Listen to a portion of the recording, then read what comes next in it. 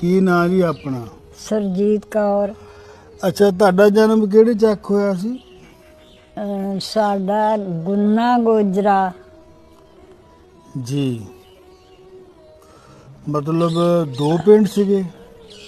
ਜੁੜਵੇਂ ਪਿੰਡ ਸਨ, ਜਿਵੇਂ ਆ ਕਸਬਾ ਤੇ ਨਵਾਂ ਪਿੰਡ ਬੋਲ ਦਿੰਦੇ ਨੇ। ਇਸੇ ਤਰ੍ਹਾਂ ਕੋਲ ਕੋਲ ਸੀਗੇ? ਹਾਂਜੀ।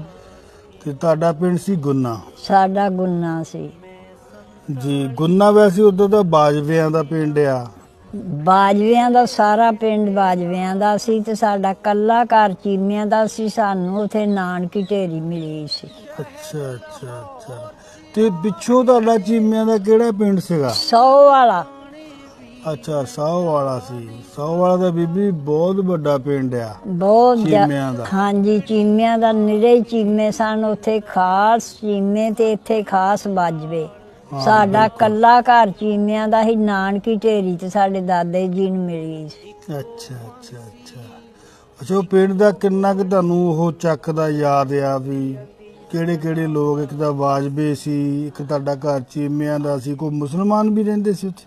ਮੁਸਲਮਾਨਾਂ ਦੇ ਹੈ ਸਨ ਕੋਈ 50 ਕੁ ਗੇੜ, ਇੰਨੇ ਕੁ ਘਰ ਹੈ ਸਨ। ਉਹ ਵੀ ਬਾਜਵੇ ਸੀ? ਉਹ ਵੀ ਬਾਜਵੇ ਸਨ। ਠੀਕ ਹੈ ਜੀ, ਠੀਕ ਹੈ ਠੀਕ ਹੈ। ਹਾਂਜੀ। ਤੇ ਤੁਹਾਡੀਆਂ ਕੋਈ ਸਹੇਲੀਆਂ ਵੀ ਬਣੀਆਂ ਸੀਗੀਆਂ ਉਹਨਾਂ ਦੀਆਂ ਕੁੜੀਆਂ?